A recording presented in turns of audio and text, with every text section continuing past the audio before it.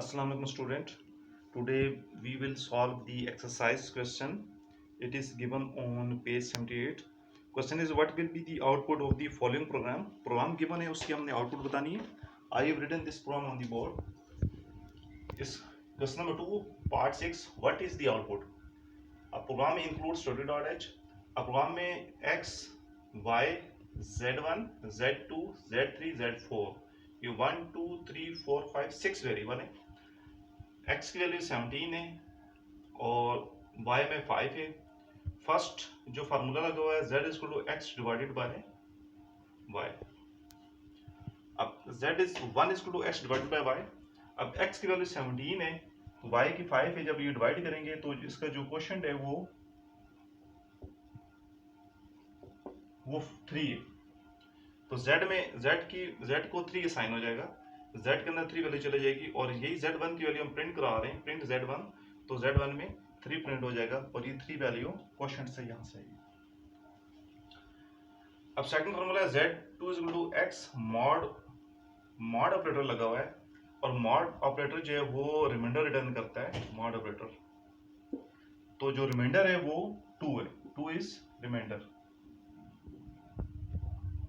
अब 2 value assign होगी z2 को और यहाँ पे प्रिंट f z2 की वैल्यू प्रिंट हो रही है तो z2 की जो वैल्यू वो 2 प्रिंट हो जाएगी जो कि यहाँ से.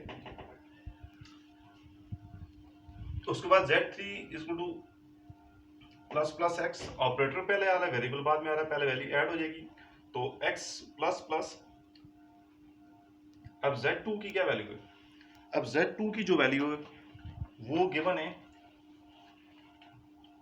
अब it is given on the page 75.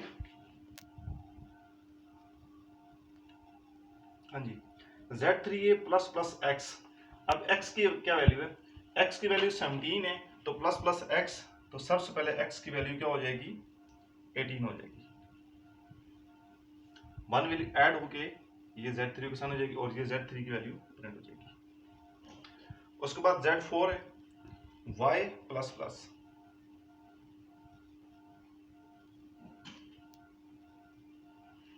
अब इसमें क्या है कि वेरिएबल पहले ऑपरेटर बाद में. तो यहाँ पे क्योंकि ऑपरेटर पहले था इसलिए वैल्यू पहले ऐड हुई है उसके बाद असाइन हुई है. ठीक है. x की 17 वैल्यू इधर पहले ऑपरेटर बाद में इसलिए पहले 5 वैल्यू असाइन हो जाएगी बाद में नेक्स्ट टाइम ऐड होगी. तो अभी 5 वैल्यू असाइन होगी z4 को और ये वैल्यू z4 की 5 ऐड होगी. So this is the output. z1 3, z2 2, z3 18 और z4 15. Okay. Now the exercise question number 2 part 7 what will be the output of the following program. I have written the program on the board. ये program given है इसकी output बतानी है. अब इसमें a c d e f 1 2 3 4 5 variables हैं जो कि फ्लोट हैं और एक वेरिएबल b है जो जिसकी डेटा टाइप इंटीजर है. अब a की वैल्यू 14.84 है, b 7 है. अब c is equal to a minus b और c की वैल्यू प्रिंट होती है. ठीक है. अब परसेंटेज अब शो करता है कि इसकी जो वेरिएबल की जो डेटा टाइप है वो फ्लोटिंग पॉइंट है और परसेंटेज जब हम यूज करें तो ये हमें परसेंटेज ये हमें डेसिमल में फ्रैक्शनल में वैल्यू देता है विद 6 डिजिट ऑफ प्रिसिशन. ये पेज 46 पे मेंशन है बुक में कि 6 डिजिट तक प्रिसिशन के साथ ये हमें वैल्यू देता है. तो अब ये a माइनस बी. अब क्या होगा a की वैल्यू 14.84 है, b की वैल्यू -7 है. तो ये जब सब्ट्रैक्शन होगी तो इसका आंसर आएगा 7.84000. यानी अगर आप ये डिजिट पॉइंट के बाद ये आप डिजिट देखें तो ये 6 तक है. 1 2 3 4 5 6 because it gives 6 digits of precision. अब d is equal to a divided by b. d is again float, a is again float, b is also float. Now d is a divided by b. Now 14.84 is divided by 7.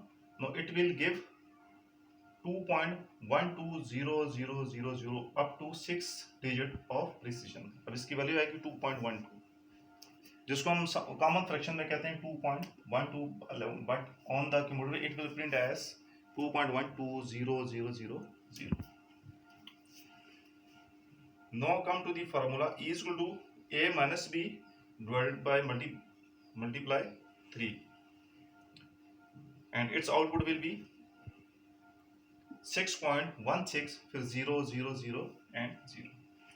Similarly last f is equal to a plus b divide by 2, यानी a और b की value को add कर दे और 2 पर divide कर दे. अब a की ये वैल्यू 14.84, 7b की वैल्यू है ये 21.84 बन जाएगी, और जब ये 2 से डिवाइड होगा तो ये 10.9200, ये इसका आंसर आ जाएगा.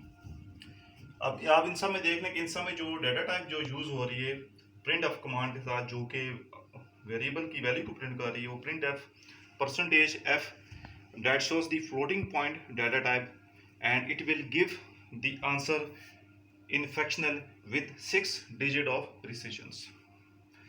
So this program is given on the page 79 related to the exercise of chapter 3rd, and you have to resolve all these questions. Any difficulties regarding this program you can ask me through proper way through WhatsApp or Messenger. Okay ji, thank you, Allah Hafiz.